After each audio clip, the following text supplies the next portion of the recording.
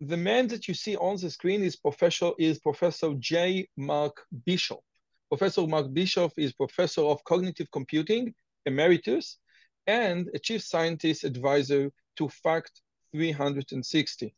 He is a world expert in artificial intelligence, in the psychology of artificial intelligence, and the philosophy of artificial intelligence.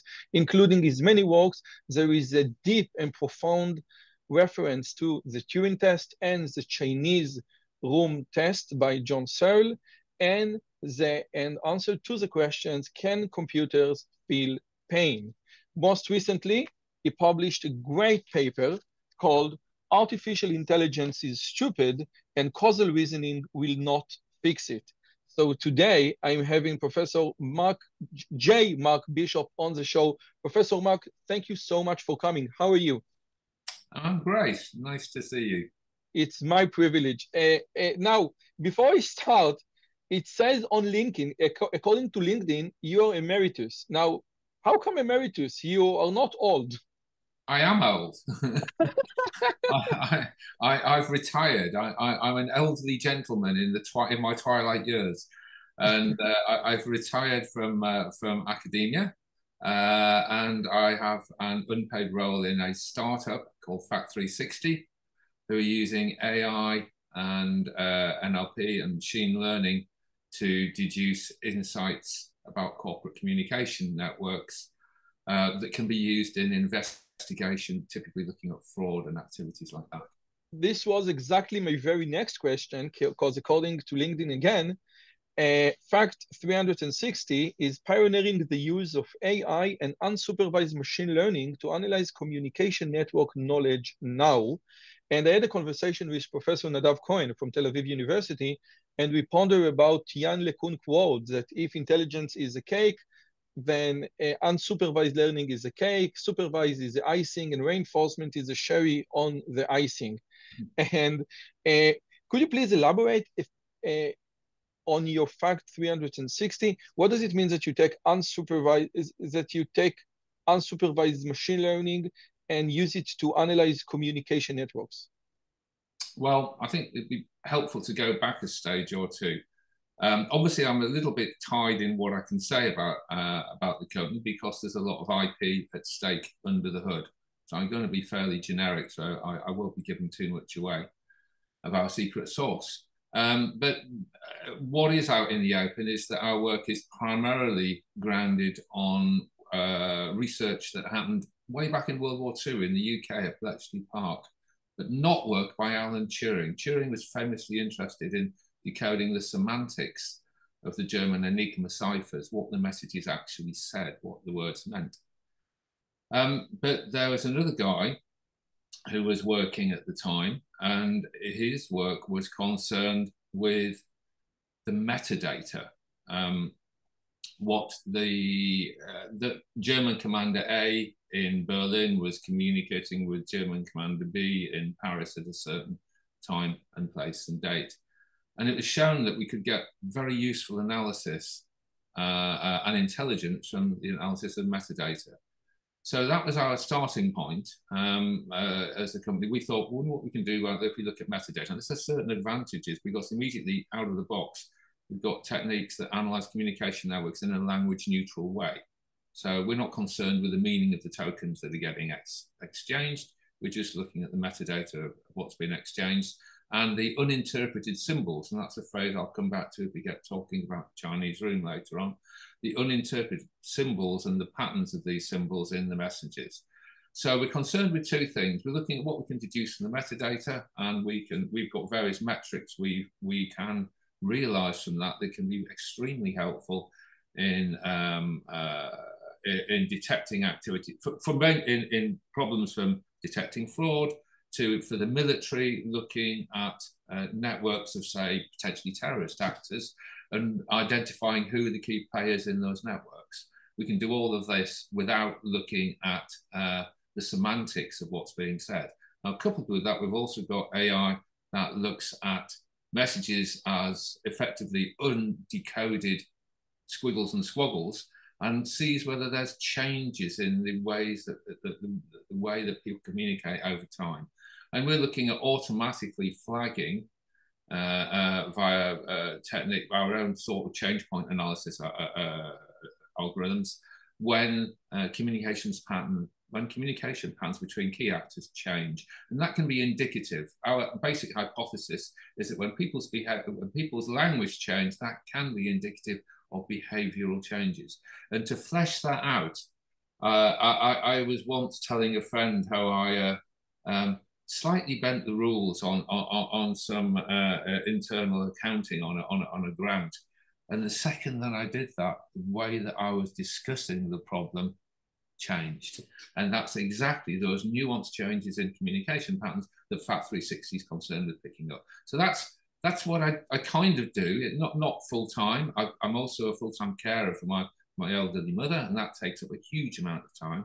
But I spend my time advising the company where I can. There are very clever people in the company, and they don't need my advice all the time, certainly not. But where I can contribute to FAT360, I still do.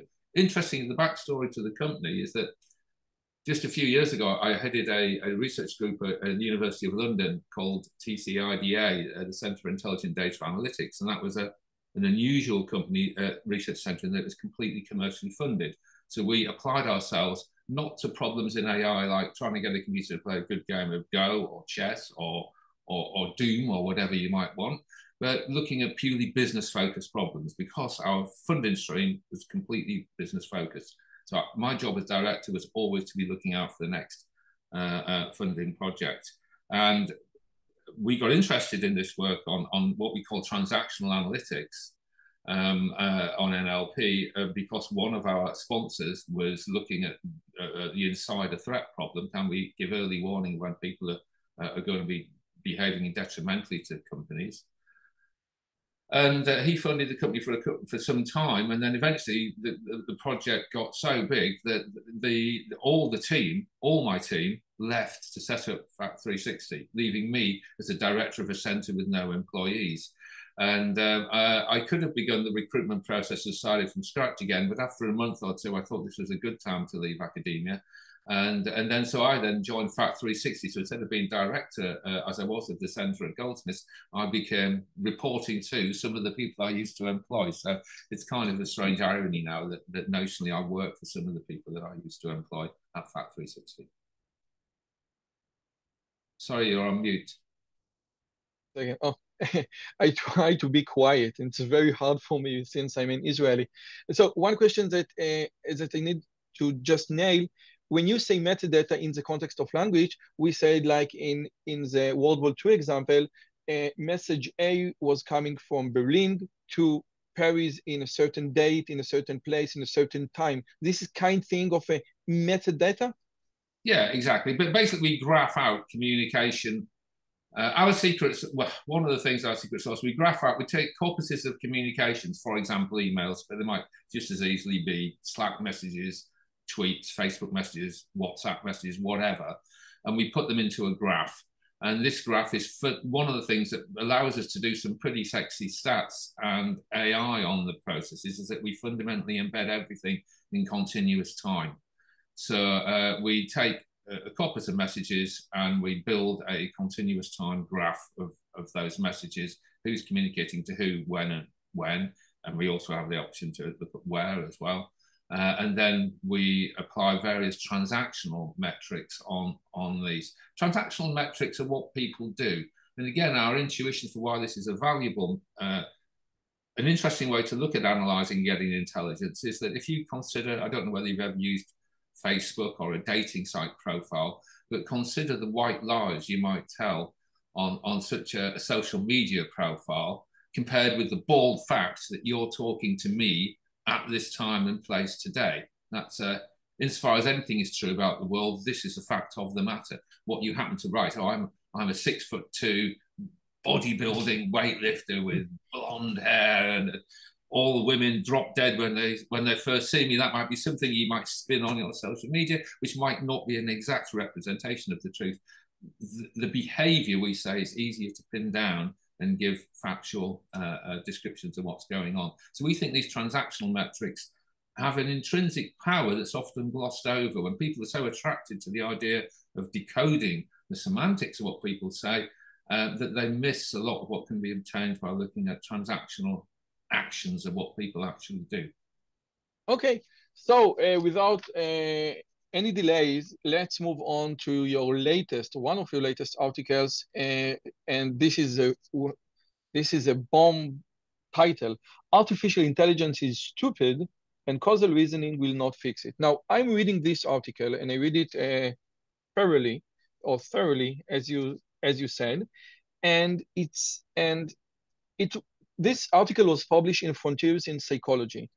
And I guess this is why you explained some basic aspect of the field of artificial intelligence and neural network, etc.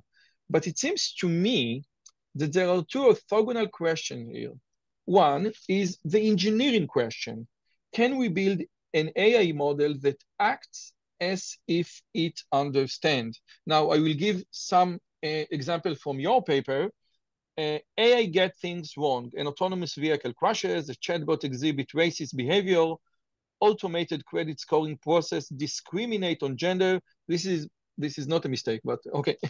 And then you give your Siri, yes, your Siri example, which is a great example. You ask Siri, "Hi Siri, add a litter of books to my shopping list," and Siri just add a litter of books, and Siri doesn't understand that a litter of books means just a lot of books, okay? And this one is the engineering. Can we build an AI model? Can we better Siri? Can we better autonomous vehicles, etc.? And the other orthogonal question is, can we see real understanding in these systems? Can this system feel like we do, experience like we do, hate like we often do? Now, I have two questions. A, in which side of the court you play? In the engineering or in the philosophical, psychological? And B, do you consider this question as orthogonal, or you say, like Gary Marcus and Judea Pearl, that since real understanding doesn't exist in these systems, we will never can fully solve the engineering problem? I tend to conceive them as orthogonal because it's an open question whether every human activity is computable. And my intuition is to be skeptical on this question. What grounds that intuition? Well, there's a very simple fact of computability theory that grounds it, and that's if we look at functions, if we look at computable functions, I don't know, can I solve a particular problem? How might I optimize my time at work and define that problem as a function? We now have some complex function. I want to know, can I build a computer that will solve that problem as well as a human does, or better than a human does? Well, we know from basic computability theory that there are only a countably infinite number of computable functions. However, there are a uncountably infinite number of possible functions. And so they're equivalent to mapping onto the reals and onto the integers. So what's worse is that there's an uncountably infinite number of non-computable problems. And I mean non-computable in the strict formal sense of the word, like the Turing-Halting problem. So in other words, if we look at this purely in matters of set sizes, there's a damn sight bigger, there's an infinitely larger number of the non-computable than the computable. So that ought to give us a little bit of humility when we're thinking about what can be computed. And there's a metaphor I often try to use. If you've ever seen a plasma globe, these are little spheres that discharge a plasma lamp, and they're quite pretty to look at. Now, we can morph these questions onto this thing. If we consider the surface of the globe as all the possible problems that a human can engage in. And this is a real surface, so it points on it are demarcated by real numbers, real coordinates. The first question is, can we get a computer program to visit every single one of those points? And the second, and that would be fine. That would say, if we think about it really hard, can we get a computer to solve every problem a human does? But the AGI problem, that would still be dreadful. If we could do that, it still might be the case we couldn't build an AGI because we might have to engineer bespoke solutions to every problem. And of course, there's an uncountably infinite number of these things. So the aim from the AGI community is, can we get some sort of generic programs that will automatically effectively map out large areas of that surface and together cover the entire surface. Now, just a second, Mark, just a second. AGI mean artificial general intelligence, okay? Because I'm sorry, and this is similar, and I will ask you a little bit more. This is similar to what we call strong AI. Yes. Yes. Okay, please continue. I'm sorry. So the question is every point on the surface of that globe visitable by a computer? And then secondly, can we do generic programs so we haven't got to boringly engineer a bespoke program for every problem that we're interested in? Both of those issues, as far as I'm concerned, are open questions. If you speak to people from the OpenAI Institute, they're saying, yes, GPT-3 or whatever their favorite technology is can cover all the surface of that globe. It's just a matter of time. Throw a few more billion neurons at the problem and we'll have your problem solved. I'm a little bit more humble. I don't see any evidence, hard evidence yet, that A, the computer can solve every one of those problems, and that B, we can generalize and get simple programs that can cover large swathes of the surface of that plasma globe. So that's where I think the two issues, one issue, the engineering issues come to the fore. Now, the second issue is, even if you could get a computer program to do all those functions as well or better than a human, would it still have genuinely understand what it was doing? And my firm belief, and this is not grounded on an intuition, this is grounded on the work of the American philosopher of intentionality, John Searle, and his Chinese room argument, which we might get a chance to talk about later, is that no, even if we got something that could duplicate or simulate all aspects of human behavior, it still would not understand what it was doing. And does that matter? I would argue that it does, but we'll need to get into the Chinese room a little bit. Because it is, we know that if it walks like a duck and it quacks like a duck, then it's a duck. And in many, this is where we take it. I wouldn't agree with that axiom. Okay. No. This is like because I spoke with Judea on the show and say if it can imitate, yes. So the entire concept of imitation, if you can imitate human behavior completely, then you got human behavior. But here you disagree with Judea. I can give you a simple analogy from everyday life that might bring this issue to the fore. I've got an 8-year-old daughter. And sometimes if my wife and I are entertaining, we'll have adults around, and occasionally people will tell a joke that's an adult-orientated joke. It requires a degree of sophistication and interaction with the world that an 8-year-old child doesn't have. Nonetheless, my child can laugh, but does that mean she's understood the joke? No. So she can behaviorally give the signals of understanding, but not understand. So just getting the behavior right is not a guarantor of understanding. And this is, I think, what the Chinese room so elegantly brings to the surface. And yes, but it's an unfair example because you can go one step further and ask your daughter, why are you laughing? You shouldn't laugh. And this is what when my kid is laughing from an adult-oriented joke, I get suspicious. Why are you laughing? You shouldn't understand it. So if you just take, like a fragment of reality, yes. But if you expand this fragment, it can't imitate more than okay. I gave that as a frivolous example just because it's a simple example that people perhaps relate to.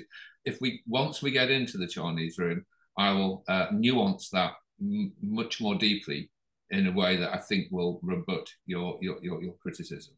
Okay, so that was a kind of a frivolous. But before we go into the Chinese room, there is another thing, and another thing is the great quote from Kirk that everything that we experience is the brain. Everything that we experience is the brain. You get the Kirk quote from 1994, you, your joys, your sorrow, your memories, your ambitions, your sense of personal identity and free will are in fact no more than the behavior of vast assembly of nerve cells and their associated molecules, okay? So this is Kirk. And now we have like the human brain, the blue brain, the deep brain, all those enterprises that want to simulate 100% the human brain. And me, as an religious Orthodox Jew, I think that some ingredient is missing in this formula, okay? I think that there is a transcendental to human beings. And therefore, if we simulate, yes, the entire human brain, 100%, we still don't get human because something immensely important and profoundly important is missing. And my question is, can I say the same thing even if I don't believe in the transcendental? Yes, I think this relates to something that drops out of our analysis of the Chinese room, and that's what's called the phenomenal component of understanding. It feels like something to understand. And I think this is beautifully illustrated at the turn of the last century by the experiences of Helen Keller. I don't know whether you've heard of Helen Keller. Yeah, yes. She was completely deaf, completely blind, completely everything. Yeah, until her tutor, and initially she learned what's called, I think, a home signing system. In other words, she developed a language that was unique to her and her immediate carers, where she had about 80 signs, but they didn't form, most linguists would say it lacked, this signing lacked the power of a full-blown sign language, but it enabled her to meet very basic bodily needs. And then after some years, the parents engaged a tutor called Anne Sullivan. And Anne began to draw on Helen's hand various symbols. And after a while, Helen said she got quite good at imitating them, but she had no idea what she was doing. And then one day, Anne was writing the symbols for water while Helen's hand was in the cold water of a stream, if I remember rightly. And she put the two things together. She realized that the sign was a symbolic representation of the wetness of water. So the sign was grounded, as we say in AI terminology, by the phenomenal experience of water.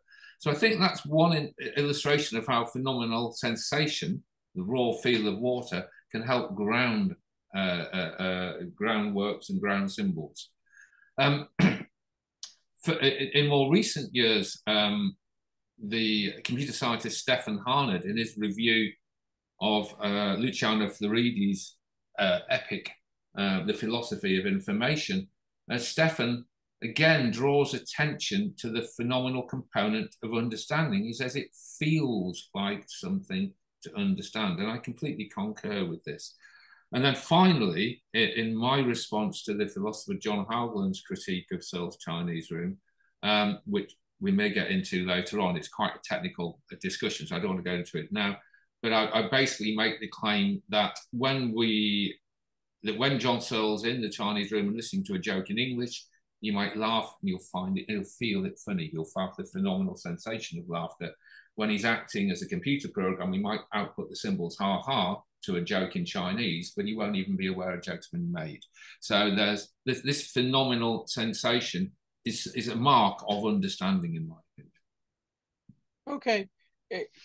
It brings us like, I often go back to what Melanie Mitchell said, that we have this notion of human intelligence as a brain that's connected to other parts, but without feelings, without the human body, it is very hard to know or to imagine what intelligence would look like, what human intelligence would look like without all of this facility. Now, before we go into the Chinese room, I think that we need to have a little short stop at the Turing test itself, okay? Since the Chinese room is an argument regarding the Turing test. Now, the Turing test, I will say what I know about the Turing test, and please correct me. Alan Turing proposed this test in his profound articles. I can prepare just a second. The name of the article is computing machinery and intelligence. And in computing machinery and intelligence, he said that a computer program will consider intelligence if I speak through a terminal, because it doesn't matter if I can see the program or not. If I speak with one agent which is human and other agent which is a machine, and I ask both agent questions and get answers and respond to their answers, etc. If I cannot distinguish between the human agent and the machine agent, then I will have to conclude that the machine presented intelligence. Would you say that this is a fair summary of the Turing test? It is a fair summary. What's interesting about the Turing test, and I hosted a workshop on the Turing test and trying to pin down what Turing meant by the Turing test at the University of Reading in around 2008. And what's interesting, if you go through it extremely carefully, as academics will want to do, the computing machinery paper, you'll see that there are 3 different interpretations of the Turing test. The one that I think most people use, I call the standard interpretation, runs roughly as you outlined. There are other more nuanced interpretations that, because to understand this, you need to go back one stage, and that Turing invented his Turing test by reflecting on a Victorian parlor game called the imitation game.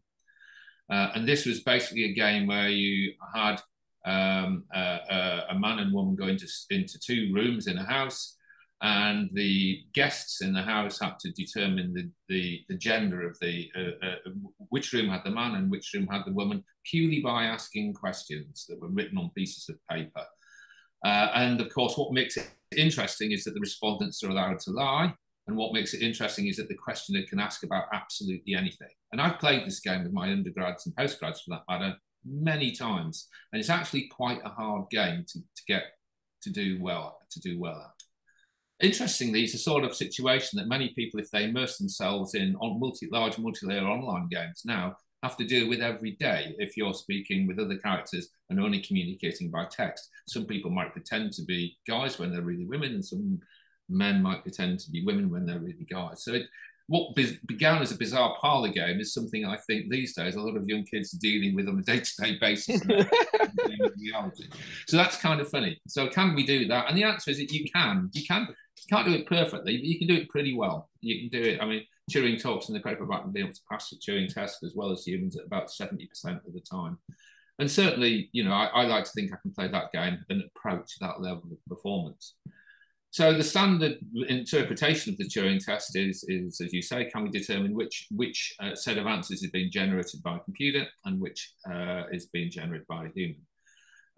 Other nuanced interpretations, you have the idea of whether you've got in one room a man pretending to be a woman, and can we determine which is a man pretending to be a woman and which is a computer pretending to be a woman, for argument's sake. And there are various riffs of that idea, but we explore them in the introduction to the Carbonetti special issue on the Turing test, which was published in around 2008-2009. Yes, you have an entire book devoted to the Turing test and to the Chinese room. Now, can I offer the Turing test book was a special issue of a journal, the Chinese Room, book was co-edited by myself and John Preston, called Views into the Chinese Room. Yeah. Can I offer another interpretation that I read somewhere, and unfortunately I forgot where? Just before you do, please. There's one critical thing that is often glossed over about the Turing test, which I said there were 3 coherent interpretations that can be derived from Turing's paper. All of them focus on this, and that's the idea that the test is interactive. So you're interacting with the system. Why this is important is that some people have said, oh, I've got a Turing test where I'll play some music that's created by a computer, and people have to guess or put their hand up if it's computer generated or human generated. That isn't really a Turing test because it's not an interaction. You're listening to something and making a decision, yes or no, end of story, there's no interaction. So the interaction is inspired from the Turing test. But can I offer one explanation or one interpretation that Turing himself wasn't interested whether artificial intelligence really exists. What he said that if a machine acts like a human being, we will assign it and intelligent behavior. And this is what we discussed earlier, that you said, no, this is a profoundly different thing. And Alan Turing specifically said, no, this is like game of imitation. If the computer can imitate intelligence, rational behavior, then I have nothing to say. Okay. Yeah, exactly. I think that is the position Alan Turing points to or leads us to in the computing machinery paper.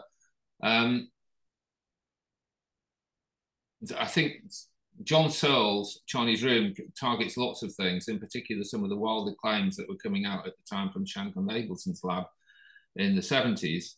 But it's clearly been read historically as a critique of the adequacy of the Turing test.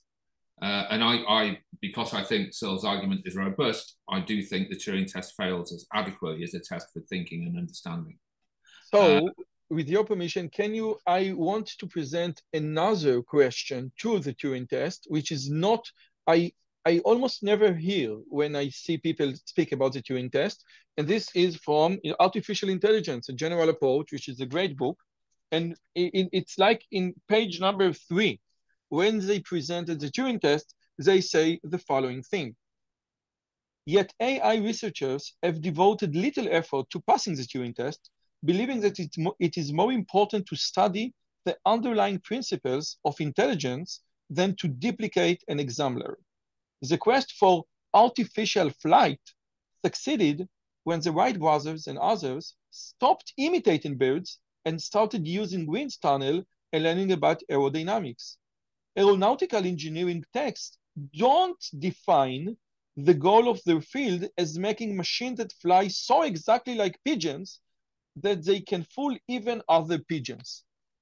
And this very good argument against the Turing test. Why do I need... I'm sorry, that's incoherent. Alan Turing is utterly neutral about the way in which the technologies we deploy to get a system to pass the Turing test. The paper says nothing about them. He talks in there about the fact that he hypothesizes learning is going to be involved. He talks about brain simulators, if you like. But I don't think he's prescriptive on the method by which we have a system that can pass the Turing test. He just says that if we did, by whatever technology, little golems in a bottle, if you like, but whatever technology we computationally simulate, if we can get something that passes the Turing test, then we should say of that system that it thinks. What I think that Russell and Norvig try to say is that when people fly and when birds fly, it is different procedure. And maybe where human think and machine think, this is a different procedure. Maybe artificial intelligence shouldn't be aimed to be just exactly like human intelligence. Maybe we need to go in a different direction and say, okay, artificial intelligence reason in a different way. And we don't need to metric, we don't need to evaluate how good an artificial intelligence system is based on human intelligence, because those are two different things. I'm still not convinced by the metaphor, because if that was the case, you would not be arguing about copying a bird's methods of flying. That's the technology. That's saying, should we use neural networks or some symbolic method to build intelligent systems? What you seem to be alluding to is that should we even be bothering to fly at all? Perhaps there are better means of transportation. Should we be driving? Should we be going by boat? Should we be teleporting from A to B? These would be I think this is more akin to the question you're asking when you're saying, do we need to, for something to be counted as intelligent, should we move away from considering the activities that humans No, I think that you gave a good answer. I think that what you said now is a very good answer, because again, the purpose in this example is to fly. And the mechanism doesn't make a difference. So it can be a brain nerve cell and it can be a deep neural network. Okay, I got it. When Peter Norvig come to the show, I will ask him and then I will email you his answer. Okay, now from the Turing test, we go to John Searle Chinese Room. I listened to one of John Searle lectures, and he said that he just, when he just read Turing test for the first time, he was on a plane and he just thought about the Chinese room experiment, and he thought, okay, it must be so trivial that probably everyone thought about it.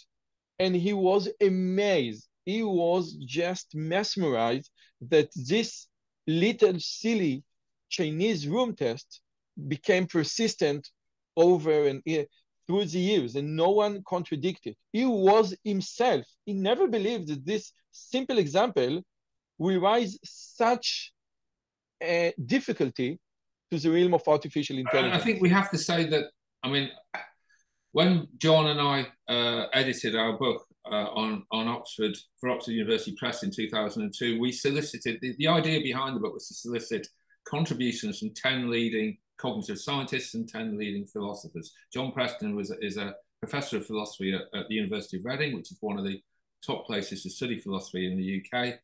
And I was on the faculty of the cybernetics department at the University of Reading. And together we reached out to our contacts in the worlds of AI and cognitive science, from me and from John, into the worlds of philosophy. And we asked people to give us their reflections on the Chinese room argument from Searle 21 years on. Now, I think it's fair to say that it is not the case that everyone is persuaded by the argument. And certainly, over my life, academic life, I've been to speak on the Chinese room, and at my own minor contributions to this debate, the Dancing with Pixies reductio, in many universities, most of the universities in the UK, and a number in Europe and America. And it's fair to say that most of the AI scientists that I meet are hostile to the Chinese room. So it isn't obvious to me that Searle has unambiguously carried the day with that argument. That said, I've studied, I spent a lifetime studying the responses to the Chinese room. And my co-editor, who is a philosopher with no axe to grind one way or the other, John and I both were of the opinion at the end of that project, in bringing the book together, that Searle's argument was robust. And I still haven't deviated from that opinion 20 years after the book was published. So I haven't seen anything that makes me think that Searle was wrong. Coming back to your anecdote, what's interesting is, of course, that Searle was one of his great contribution to philosophy is in the work of looking at intentionality. I mean, this does actually cross over with the Chinese room argument. But he was first and foremost a scholar of intentionality and a philosopher of mind. And the Chinese room is, as you summarize, is one tiny little piece of a huge lifetime output. He's one of the great philosophers of the 20th century. And it is kind of mad that this small argument is still debated so passionately, 42 years after it first appeared. But I think this is in part, there are certain arguments in AI and in many fields where they're so simple that people think they understand them without having the hassle of having to go and read the original paper. And I think the Turing Test is one such example. I think John Searle's Chinese room is another. I think the work of Roger Penrose is another great example. A lot of people think they understand Penrose's position, but rarely take the time to read the 70 to 80 pages in Shadows of the Mind, where he outlines his arguments about the non-computable nature of thought in exquisite detail. And so I've often found that people often labour under various misapprehensions when you talk about the Turing Test. For example, a common misapprehension there is that it's not interactive. But of course, one of the fundamental qualities of the Turing Test that makes it interesting is that it is interactive. With the Chinese room, people often think that Searle's arguing that no man could not make a system that could genuinely understand and have intentional states. The Chinese room is ambivalent about such a claim. All it says is what can be achieved by formal symbol manipulation. So I think a lot of these confusions come because people, everyone's busy, and when we think we understand what appears to be superficially a simple argument, we sometimes lack the motivation to go and read the source material, where we will often discover the argument's a little bit more nuanced than we first imagined. One of the things that it's worth remembering and taking from this great paper, Minds, Brains, and Programs, is that in the paper, he presents the answers or the questions to the Chinese room. The system reply by Berkeley, the robot reply by Yale, the brain simulator reply. So it just lay everything, all the pros, all the cons. It tries to answer I think we need to be deeply. clear here. Searle considered what I call the classic 6 or 7 responses that you just discussed. And in his paper, he collated those responses and wrote his counter response to those. In the original BBS peer commentary target article, there was about another 20 or 30 commentaries from Searle's peers.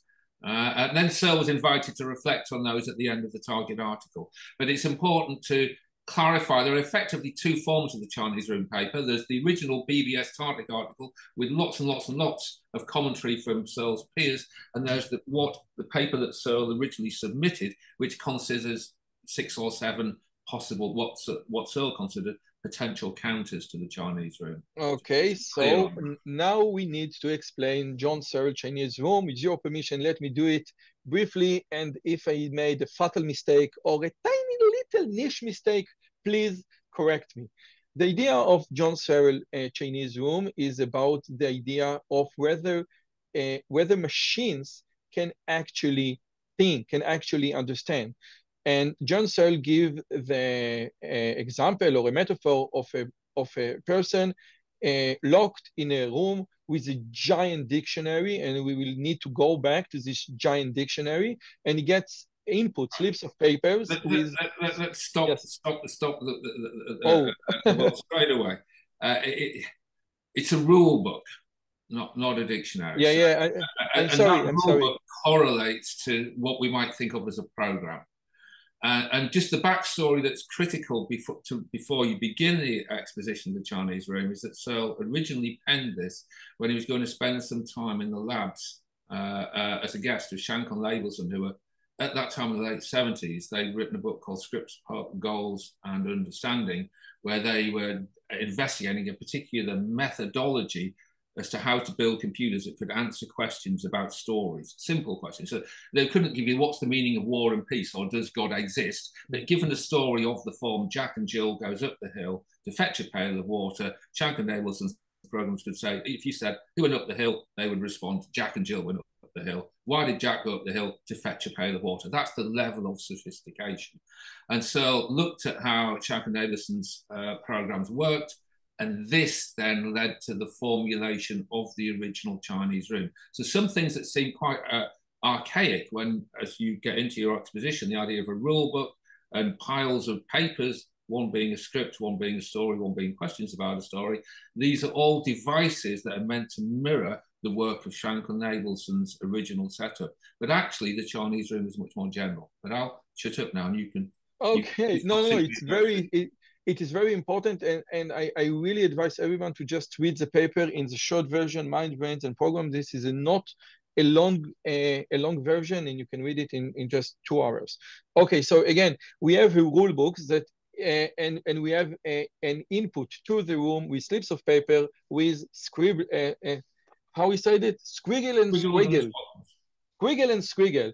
And those squiggle and squiggle represent Chinese language or Chinese letters or Chinese words. So Searle doesn't even know that. Yes, and Searle doesn't even know that this is Chinese. No. All he has is the rule book that says if the input is squiggle and then squiggle, then please output a paper with squiggle, squiggle, squiggle. And this basically is the rule book of the Turing test. I ask questions represented by squiggle and squiggle, which is the symbol for Chinese language. I, as an interpreter, don't understand nothing because I don't speak Chinese. I don't know the meaning of those squiggle and squiggle, and I don't have a dictionary. All I have, like you said, is a rule book. And this rule book doesn't have meaning, doesn't have a dictionary. And I output the meaning. I output, I input, I output, I input, I output. So if I zoom out from the room, it seems that we have a conversation. We have an intelligent conversation. I ask questions in Chinese, and those questions are interpreted by the rule book and get answers. But we can't say that the person inside the Chinese room understands nothing. And this is where John Searle says, listen, this is what you do is with all your computer programs. And you say that those computer programs can understand, they understand just like the man locked in the Chinese room. how bad did I do it? That was a good first approximation. The conclusion is you are very polite. You are very polite, Mark. The computational systems understand nothing, and that is why in the title to the paper that you just read, it's so forceful. Artificial intelligence is stupid because it understands nothing in virtue of the Chinese room, and causal reasoning won't fix it because a priori, if the Chinese room is correct, no computational solution will fix it. So that's why there's such a strident title to that paper. Now, I'd like to come back because I think it is important. When we give imprecise descriptions of thought experiments, these can get propagated and then things can diverge too far from the original. So I think it is important for your viewers just to sort of finesse what you said a little bit. So the situation as Searle described is he is in a room which happens to be located in China, for argument's sake. And in this room he sees 3 piles of papers. And on these papers are strange signs. He doesn't know what they are. He calls them squiggles and squaggles. So there's a pile of papers. Each one has some squiggles and squaggles on. Unbeknownst to Searle, one pile of paper represents a script. And when we say script here, I don't mean a script like how you would write a sentence, a script in the sense of writing, but a script in the computational sense, which is a set of typical expectations unfolding over time. So to flesh out for your, and again, this is because Searle formulated an experiment initially as a response to the work of Shanker Abelson, and they were heavily committed to the idea of using scripts. So what Shanker Abelson meant by a script was like a set of expectations that unfold over time, like a timeline, if you like, with probable events on it. So if I give to you a restaurant script, might be a typical restaurant script might be: I go through a restaurant, action 1, I open the door, action 2, I go in, action 3, I look for a maitre d', action 4, I ask to be taken to a table, action 5, I pick up a menu, action 6, I'll choose some drinks, action 7, I'll choose some meals, action 8, I'll have my drink, I'll eat my meal, I'll pay for the bill, and I'll leave. And that would be a set of expectations. And if we have, and one of the expectations would be, if I enjoy my meal, I'll leave a tip. And if we then say, using that script, we can then say, given a story about a restaurant, like Mark went to a restaurant, he had a nice vegetarian lasagna, he chatted amiably to the waiters. The vegetarian lasagna should be £10 UK pounds, and he left £15. You can infer that he left a large tip. And because he left a large tip, would you infer that I enjoyed my meal or I didn't enjoy it? Well, I would hope you infer that I enjoyed my meal. So we're allowed, using these set of expectations, we can infer hidden knowledge that's not explicitly stated in stories. So, coming back to the Chinese room. So imagines there's one set of symbols that define a script that pertains to a particular story, another set of symbols that define a story in Chinese, and the third set of symbols are questions about that story. Right? The rule book tells him how to correlate these symbols together and how to put symbols through a letterbox to the outside world in response to the questions that are in the third pile. Right? Now, so unbeknownst to Searle, those are Chinese ideographs, the symbols, and they represent a script, a story, and questions about the story. And as the designers of the rule book got really, really good, the responses that Searle gave out through the letterbox to people in the outside world became indistinguishable from those a native Chinese person would give when asked those questions about that story. So to come back, the story might be something like Jack and Jill went up the hill to get a pail of water. Who went up the hill? And Searle would give out the symbols Jack and Jill. And that would be indistinguishable from the responses a native Chinese person would make. Now, the point that Searle makes in the vanilla initial form of the Chinese room argument is that he can carry out the rules in that rule book, not even know that these symbols are Chinese symbols as opposed to Japanese symbols or just abstract art. And he's putting symbols through the letterbox people in the United world. He's got no notion that he's involved in answering questions about a story in Chinese. He's a monoglot English speaker. He doesn't understand a word of Chinese at the beginning of this process. He can carry on doing this for infinity, and he will not understand a word of Chinese. Right? So Searle understands nothing. And then Searle asserts a fortiori that neither does the system. If Searle doesn't sound anything, then the system doesn't understand anything. Now, the critical point to clear up at this juncture is that Searle originally formulated this as a response to Shank and Abelson's work. So in the Chinese room, it's set up as a mirror of Shank and Abelson's approach to natural language understanding, which very few people bother with these days. At the moment, our big natural language stuff is all GPT-3 on large language models. That's where the money is these days.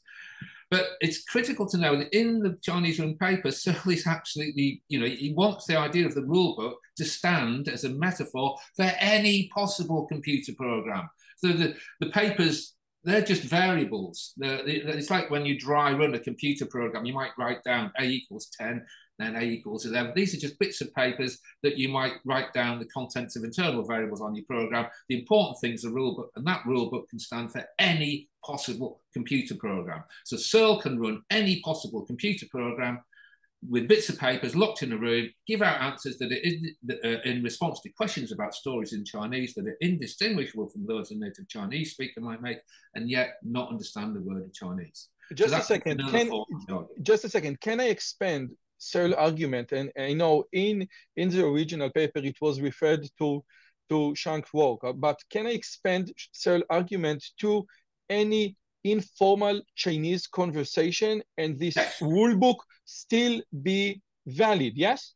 Yeah, I mean, that's an extension of the Chinese room, but I believe a valid one. And I think the power, if the Chinese room thought experiment has any modal power, then it works in the extended form that you described, just as well as it does in the form that Searle. And again, in the extended form, the rulebook can be infinitely long.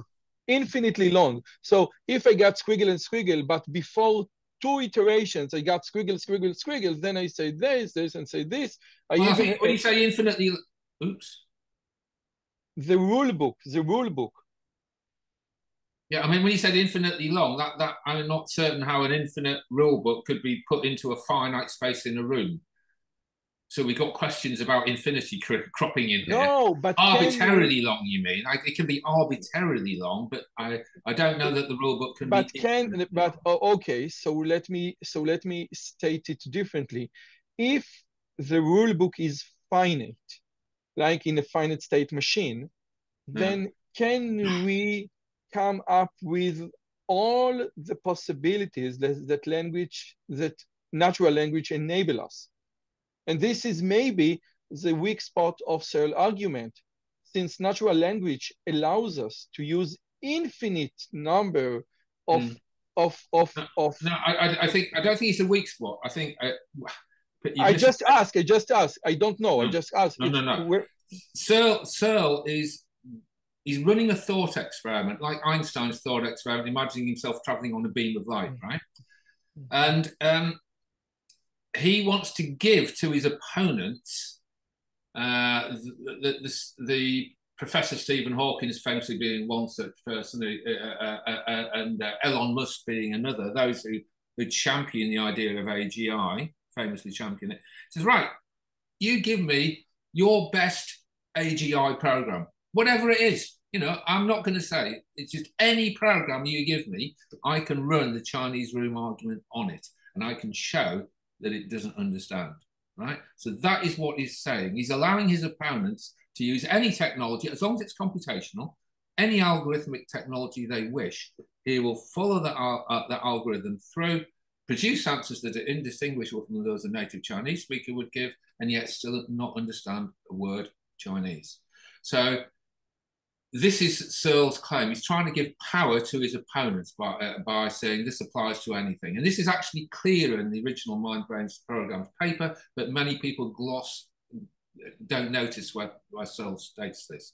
It is clear that Searle intended the argument to apply to any possible program. Now, John Searle threw a bomb on the AI community, and the AI community threw the very same bomb back to John Searle and say, listen, your Chinese room argument can be applied to human brain. In the human brain, we have cells, we have nerves, we have synapses, and none of them, it's just if I get this pulse and this pulse and this pulse, then I fire another neuron. Then how does understanding and consciousness emerges in the human brain, given that your Chinese room argument is valid? Would you say that this is a good question? Well, it's a common question. It's a question. I know it's a common question, but then I specifically asked whether it's a good question. It's a question that's full of misapprehensions and effectively begs the question. Because Searle's argument purely targets the claim that an appropriate computer program can have genuine mental states, can genuinely understand, right? So when you try to do it in reverse, you're begging the question, right? You're assuming that the brain is a computer program.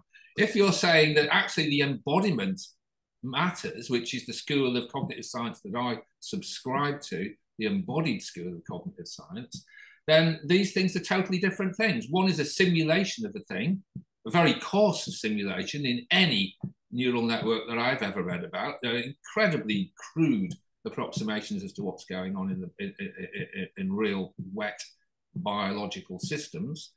You're begging the question, well, actually, you know, it works in reverse. So the brain is a computer, therefore the argument doesn't, and we think therefore the argument doesn't hold. No, I mean, Searle is actually says in the opening of the Chinese room, you know, it may be possible to build machines that can think. It's just that the technology won't be a simple Turing machine, grounded on a simple Turing machine, a computation.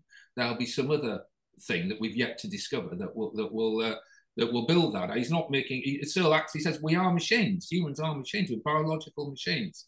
And I see no in principle reason why we shouldn't build thinking machines at some point. He's making the claim that computation is neither necessary nor sufficient for semantics or understanding or intention, genuine intentional states. So that argument in reverse doesn't work. It begs the question. It's a poor philosophical argument. It has within it a fallacy, and the fallacy of begging the question. Okay, very good. Building on that, of course, in the classic responses that Searle actually considered in the short version of the No. Before we move on to the classic responses, I have another one important questions. One important question. My question is, in your opinion, and you lie in both worlds, one in the world of philosophy, psychology, and other in the world of like deep, hard work, you know, AI when you write code in TensorFlow and Python and Keras and PyTorch, okay? So two very different worlds.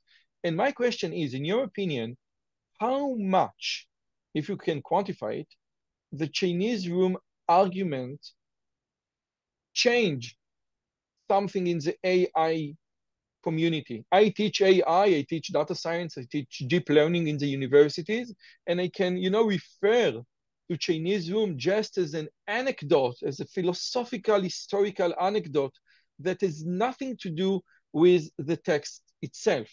Nothing to do.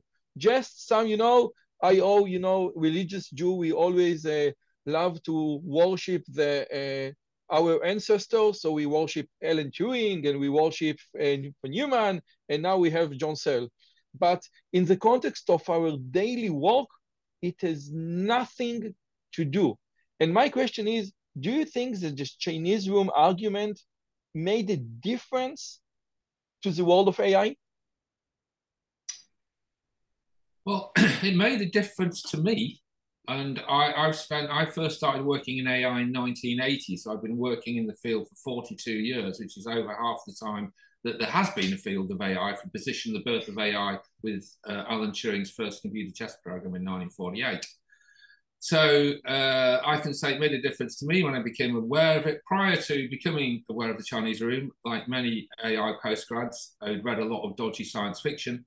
I was convinced that I would be able to build, if not me, one of my colleagues would build a genuine thinking, intelligent machine along the lines of by copying interesting aspects of how we believe the brain to work. In other words, my PhD started out in neural networks. And in fact, I spent a lot of time looking at Fukushima's neocognitron, which if you teach deep learning, you will know is one of the forerunners of one of the earliest deep learning architectures. So that's where I started out. And then I happened to see John Searle debate with Dan Dennett in Oxford the year that the Parallel Distributed Processing book, Rummel, Hinsel and Cullen's Volume 1, was published. And that was a massive conference that was oversubscribed many, many times. And I had the good fortune to be taken there and see that. And that was my first exposure to philosophers debating. Prior to that, I'd been to computer science conferences where everything was nice and measured and people were relatively polite to each other. When I saw philosophers debate, it was like seeing two gladiators in a ring where they fought to the death. It was a total level of personal invective that I'd never seen in a conference before. It's clear that Searle and Dennett literally loathed the sight of each other. And they came to blows. This is a very important observation. I've never thought about it, but you know, this is a very important observation that you just laid out. I need to think about it. But you know, you're absolutely correct. When it comes to philosophy, it's coming to the core of things. And in the AI, you know, when you say Gary Marcus with Yeshua Benigo, okay. But when you yes. Yeah, I mean, this is, I find this, and I talk about, perhaps we'll get time to talk about my own minor contribution, the Dancing with Pixies reductio later on, which purports to show that computation cannot give rise to phenomenal consciousness unless consciousness is in everything. In other words, panpsychism is true. And when I presented that argument at universities, often the people I meet who are so committed to strong AI have extremely strong atheistic tendencies. I mean, I'm broadly speaking an atheist, as it happens, but the people who are most committed to that, they cling to this as in an almost quasi-religious way. The idea that there is nothing more to thinking than can be explained with a suitable computer program. And so when you give an argument, whether it's the Chinese room or the Dancing with Pixies reductio, that seems at first sight to attack that core belief, I get involved in very passionate debate. In a way that I don't when I talk about, for example, my technical contributions to AI, which are in stochastic diffusion processes and interactive systems and swarm intelligence. You know, it's very rare that anyone will get particularly passionate and angry or agitated when I present on that. When I'm presenting on the philosophy of AI, I very often encounter extremely robust debate. And I think it's because it questions really deep ideas about who we are and where we are and how we fit and work and interact with the world. Just a second, let me recap, because I think it's profoundly important. What you said is that for an atheist that believes, like Kirk, yes, like the famous Kirk quote, that everything in human experience is just brain nerve cells, and you say, listen, if you go in this computational direction, then understanding doesn't exist. It raises important and profound questions regarding what it means to be human. Therefore, atheists are more inclined to object the Chinese room argument. Yes? Yeah, because they see that for many years, computationalism or Turing machine functionalism was the only game in town. So if you either had, on the one hand, religious or what sometimes disparagingly called Mysterian views about the mind and understanding, and on the other, you had computational views, functionalism, Turing machine functionalism. So to many people, they thought, well, I'm not religious, therefore the only other game in town is computationalism. I'll have to hang my hat on that peg. And then if someone like Mark Bishop comes along and questions what can be achieved by mere computation, these people, wrongly in my opinion, believe they're getting pushed towards mysticism or Mysterian views about. Oh, this is great. This is great stuff. This is great stuff. You know, I had a talk with Christoph Koch. He is a very famous neuroscientist, and he deals with consciousness. And one of his books is called Confession of a Romantic Reductionist. So I'm a reductionist, but I'm not subscribed to this computational thing stuff. And he has hard time with how to explain to myself what does it mean to be human, without the transcendental. It's very interesting what you just said. Very interesting. Yeah, but I think the problem is that most people, AI scientists, are unaware of modern developments in cognitive science, which the ones I'm particularly interested in emphasize the role of the body. So that, yes, neurons are important to address Crick's claim, but they're not the whole story. Neurons exist in a thing called the brain, and the brain exists in a thing called the body, and the body exists in an environment we call the world, and in another environment we call society. And it seems to me that all of those things are important to our cognitive states and understanding. And in fact, when I was worked at Goldsmiths, there was a professor there of psychology who did some amazing work on color perception, which I think beautifully illustrates this. I'm going to make some claims about Jules's work, which he would never make. Jules Davidoff was a very conservative and mature and robust academic, and he did not prone to make wild claims. So I'm going to extrapolate from the results of his work to make what I think some people would say is a wild claim. And hopefully you'll get why in a second. Jules did work on color boundary classification amongst a tribe in Africa called the Himba, that originally, if I remember correctly, only had four color terms. And the experiment that's just so powerful that stuck with me for years looked at initially a set of ochre-like tiles, each one slightly different by a uniform distance in color space from the other. And then there was an odd one out that crossed a Himba color boundary. And when you present those tiles to the Himba, that one that was odd one out popped out at them. So he said, which is the odd one out? They pointed to it, they got it right instantaneously every time. You give that test to a Western European, and we're scanning around all the tiles, and usually we'll get the odd one out, but not always. So in other words, it takes time, and we're slightly error prone.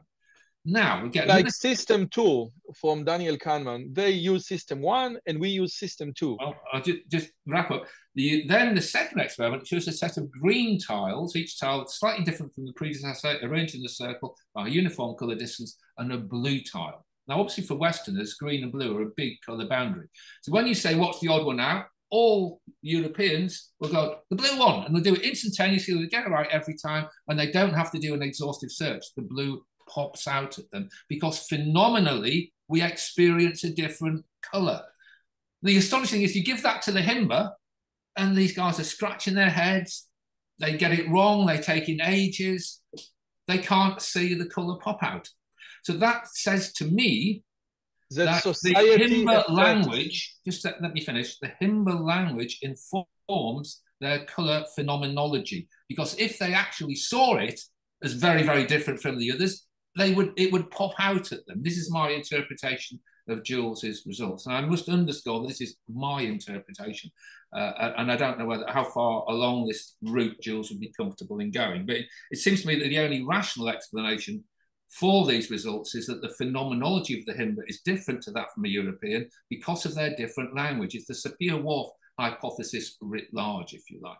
So that's why, one of the reasons why I think to look at someone's sensations and understanding purely in terms of brain chemistry or neural chemistry is a misguided way to go. We've got to look at neurons. They are important, but they're part of a wider system. Neurons exist in the brain system, the brain exists in the body system, the body exists in a body environment interaction, and we as humans exist in a human society which has language. All these things contribute to understanding. And this is a great, I think, argument by Gary Marcus that the AI community is so, I don't know how to say it, but obnoxious. I don't know if the word is obnoxious, but it doesn't want to learn from other disciplines like cognitive psychology and what you just said. And by the way, I think that the Sapir-Whorf assumption can be sometimes valid. I don't think, like the thinker that language doesn't make a difference and you can present anything with any language. And in many, many examples, like in many experiments, like you showed, language does make a difference on how we perceive things. And we can say that, okay, one can, in a different language, can train his eyes to see blue or distinguish blue from green. But again, in the Himbo, this is different. They perceive the world differently. Yeah. And it's, again, it comes back to an aphorism from the French author Anais Nin, who famously said, we can only see what we know. Again, in my own existence, when I was an undergraduate, one of my friends was at a different university to me in the town of Leeds. At that time, Leeds had a large red light area. And he said to me the first time I visited him, I hope the working ladies didn't bother you. But because I'd had no experience of such people in my life, nor ever have since, I was utterly unaware that they existed, that I walked through this entire area utterly unaware of it. I was unable to see what I didn't know. And I think that's an interesting way of looking about the world. It's not as though everyone has the same camera and we pointed at the world and we all get the same data out of it. Again, another example from a colleague of mine is one of the most cited computer scientists in the world. My best man at my wedding, a guy called Phil Torr. He's a professor at Oxford, works on computer vision. And I remember when he first got one of his early experiments, computer vision, to work really well. So you could give it a scene and you could say, you know, what's that a picture of? And it would describe what was in the image. And one time Phil showed me, he had a picture of a countryside scene with some horses by a fence and in the distance a hill. And there's a beautiful summer day and there's some sheep on the background. And Phil said, what's that? What is the picture of? And the program would say, this is a picture of a horse standing by a fence in a field. And I said to Phil, well, that's not really true. If I was a shepherd, I would say that's a picture of Cumbrian longhorn sheep on the hillside. If I was a meteorologist, I would say, oh, that's a great picture of some cumulonimbus clouds. If I was a grass specialist, I might say, oh, that's a specialist area of grass there. In other words, the meaning of the picture is contingent, to paraphrase Wittgenstein, on the use that we're going to put it to, on our own expertise and expectations. So I actually dispute the fact that there is one canonical reading of an image. And then Phil came back to me and said, okay, yeah, that's a good point. But actually, all I'm trying to do is get an AI that if you give that picture to 100 people, 70% of them will say it's an image of a horse by a fence. And if my AI can replicate that, that's good enough for me. But it was an interesting dialogue, and I hope but it brings us back to the engineering versus the ontological question. With your permission, I have two last questions. One, in your opinion, what is the best argument against the Chinese room? Because there are several arguments, including the system, the simulation, the robot, and what is its answer? So let's just bring the best argument to the table, and what's its answer? Well, the one that had the most power for me came from the philosopher John Howland, and I first came across it in his essay that he submitted to our book, Views into the Chinese Room. And John says, why do we John's talking about Searle's, reflects on Searle's response to what's become known as the systems reply. So very early on in the debate around the Chinese room, the supporters of AGI and strong AI would say, yeah, Searle doesn't understand the word of Chinese. It's the system of Searle, the rule book, the bits of paper, and the room. Together, they constitute a Chinese understanding system.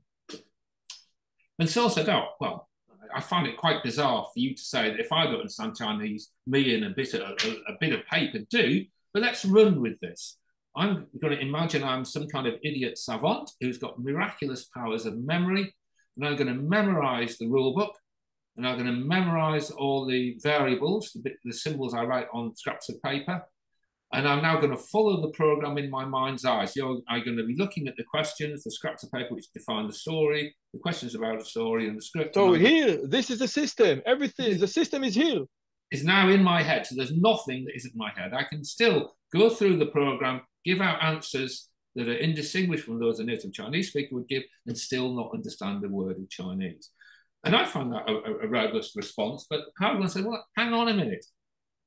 Are we allowed to make that assumption? Perhaps when Searle executes this system, there's a subsystem in Searle's brain, a bit like multiple personality disorder. Let's call it how, So when Searle runs the Chinese understanding program inside his mind by stepping through it one stage at a time, he's invoking a computational system. We'll call that How. But who's to say that How doesn't understand Chinese? And I thought that was an interesting reflection, bringing in the idea of multiple personalities. So Searle now consists of Searle, as in the monoglot English speaker, but also within him, unbeknownst to Searle, the English speaker, there's now another personality. Just like multiple personality disorder, these personalities don't talk to each other. But when Searle runs the program, the How personality is at the forefront, and How actually does understand Chinese. But How can talk with John, because John doesn't understand Chinese. Just How understand Chinese. Well, this is the question. It seemed to me that, well, let's imagine then that we give to John Searle a joke. We give him a joke in Chinese, and How gives out the appropriate answers, and we give Searle a joke in English, and Searle finds it funny. When he finds it funny, because Searle's it has a big sense of humor, his whole body shakes with laughter because he's got the joke and finds it funny. But bizarrely, when we give him the joke in Chinese, although How gives out the symbols ha ha, Searle's body gives none of the physiological indications of laughter because he doesn't understand it. So I think that seems to me that the phenomenality of understanding is absent in the How case, and it's present in the English joke case, which proves to me that How does not understand. So that was my response to John Howard. Okay, thank you. And one last thing, this is not your idea, this is Hilary Putnam idea, but I was introduced to Putnam idea by yours, by some of your lectures. So I want, if you can please elaborate, because many people say, yes, there is, if finite state machine or Turing state machine or discrete state machine have consciousness, then we can say that the entire universe is also conscious. So could you please elaborate on this argument? Because you just mentioned it, but this is a very good argument, and I think that we need to elaborate about it a little bit. Thank you. Yeah, it's called the Dancing with Pixies reductio ad absurdum. It follows a particular form of philosophical argument where you take things through and you see if you follow the premises, you're led to a ridiculous conclusion. And hence, if you reject the conclusion, you're meant to reject the premises. And in the Dancing with Pixies reductio, I start my work, again, from Turing's paper, Computing, Machine and Intelligence. And in that paper, Turing describes a very proto-computational device. I call it Turing's wheel. And it's a device that is like a clock, or the hour hand of a clock, that could exist in one of three positions: the 12 o'clock position, the 4 o'clock position, and the 8 o'clock position. And at each tick of the clock, the hand rotated round. And this was a physical discrete state machine, as Turing called it, Turing's discrete state machine. And we could describe the operation of that machine if we label the 12 o'clock position state A, 4 o'clock state B, the 8 o'clock state C. We can say that if the machine is in state A, the next clock tick, it will go to state B. If it's in state B, it will go to C. And if it's in C, it will go back to A. So we can derive a truth table, or a state transition table that describes, given any state of the machine, what the next state of the machine will be. Now, the important thing to realize about this discrete state machine is that the computational states are mapped by us humans onto the physical states of the system. So the system is just a pointer that clicks around in three positions. I can arbitrarily assign computational state A to the top position, or the 4 o'clock position, or the 8 o'clock position, and then concurrently associate the other states around that. And that tells me that computational states are always assigned to physical states of systems. You can also illustrate this very beautifully if you're familiar with the operation of an AND gate. So if I give you a truth table and I say that it's got two inputs, a mystery gate's got two inputs and one output. And if both the inputs are 0, the output's going to be 0. If input A is 0 and input B is 1, the output's 0. If input A is 1 and B is 0, the output's 0. If both inputs are 1, the output is 1. Right, or true. One, sorry. If we assign naught to false and 1 to true, then that is describing an AND function, okay? However, if we assign 0 to be true and 1 to be false, the same bit of hardware is performing the OR function. And this is an idea that a colleague, an Israeli colleague, Oran Shagrir, has riffed with over many years. And it just seems to me that we can't, there's always a mapping between what the physical computer hardware is doing and what function we're imagining it's computing. We can't get away, there's no absolute truth of the matter.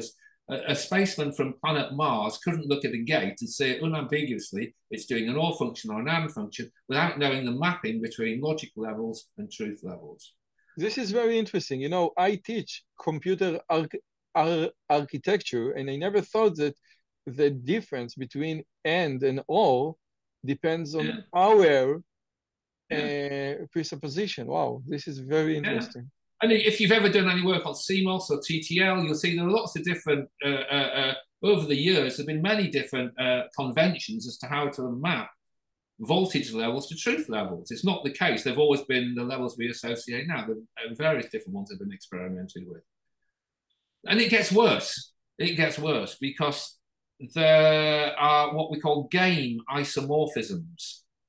So you're familiar with the game tic-tac-toe? Yes. There's also a game called 15, where you have some cards that are numbered 1 to 10 in a pack, and they're hidden, and you draw cards out one at a time. The idea is to get 3 cards that add up to 15, right? And after a while, you might have 4 or 5, but you want any 3 that add up to 15. And it turns out that if you write a program for tic-tac-toe, you can use, which is based on a magic square, you can use exactly the same program without any modification whatsoever to play 15, right? So the same program can be used in 2 semantically different contexts. One playing tic-tac-toe, the other playing 15. So the meaning of the computation lies in its use, again, paraphrasing Wittgenstein, by human players of that game. There is no fixed meaning of what that computer program does. It depends on how we, as human users, meaning is what we impose on the system. Yeah. So again, come back to Searle, mere syntactic signal manipulations is neither necessary nor sufficient for semantics or meaning. Okay, but now how can we go from this consciousness that everything is right? So we got distracted. Yeah. So I'm saying the fundamental issue is that we need to assign computational states onto the physical states of the system.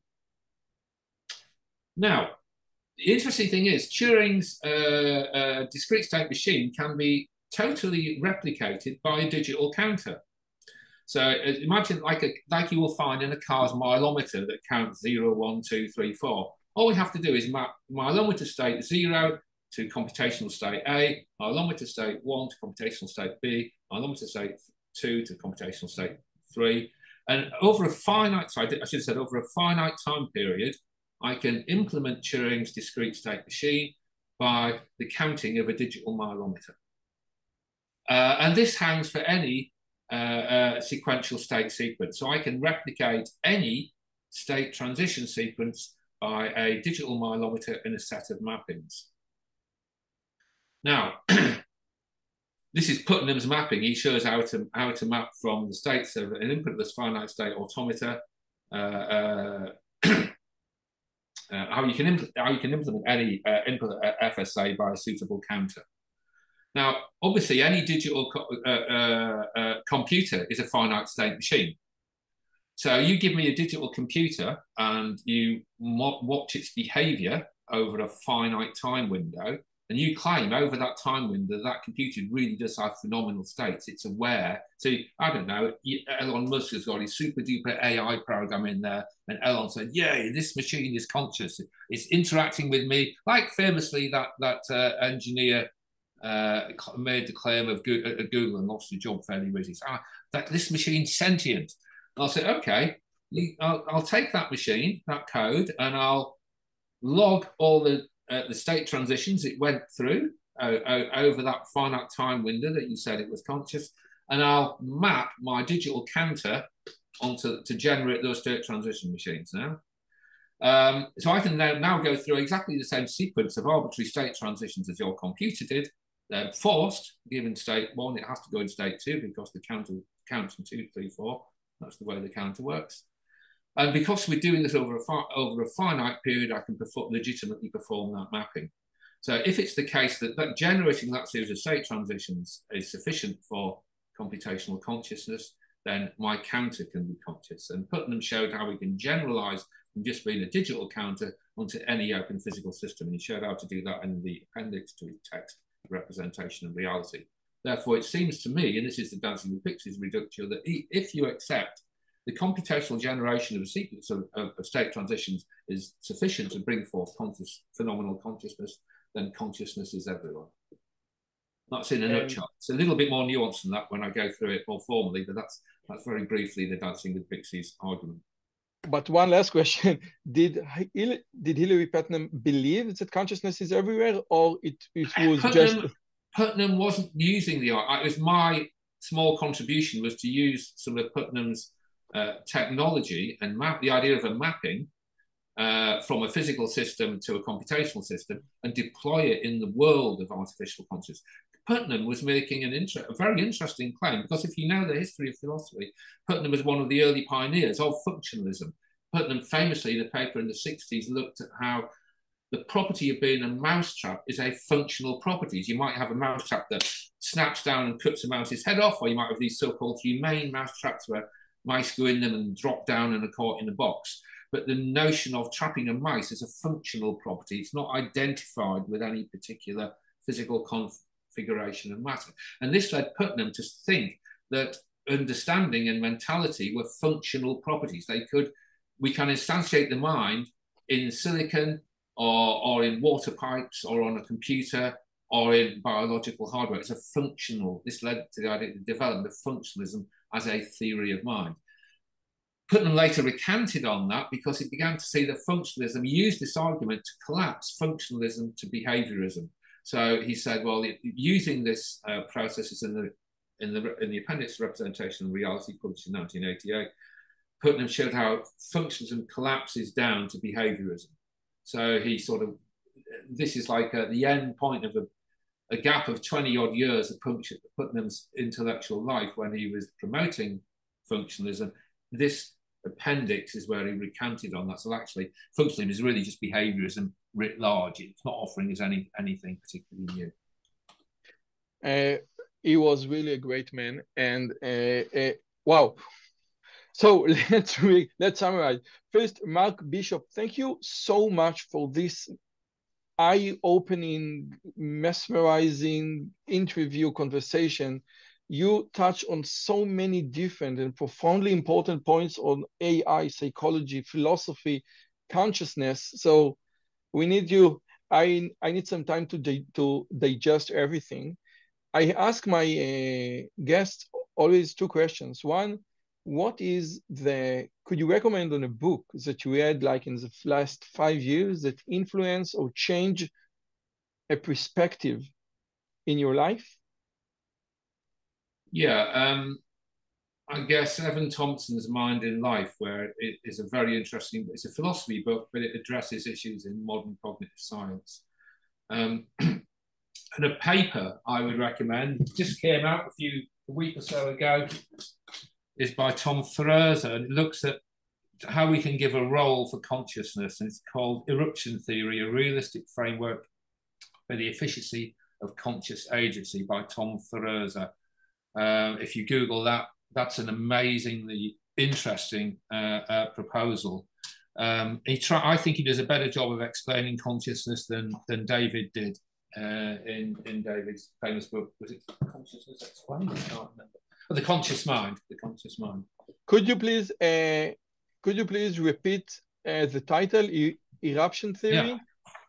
It's called IRRUPTION, Eruption Theory, a Realist Framework for the Efficiency of Conscious Agency by Tom Thurzer, F-R-O-E-S-E.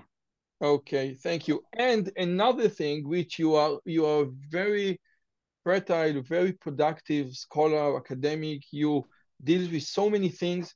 Do you have one productivity tips? Many of my viewers are young academics, young faculty members, young people who want to just excel, be more productive, and produce more valuable work.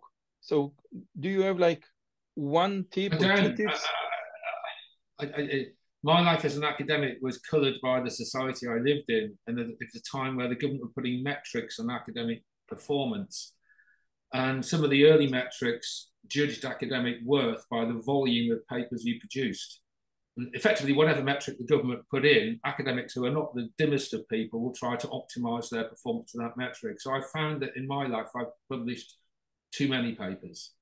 I would rather have lived a time, if I'd lived my life 40 years earlier where there wasn't these pressures to publish, I think I would have liked to have condensed my 200 plus papers to perhaps 20 really interesting ones. So I would say to them, try not, if you're a young academic, to get drawn into the horrible path where you're getting obliged to publish.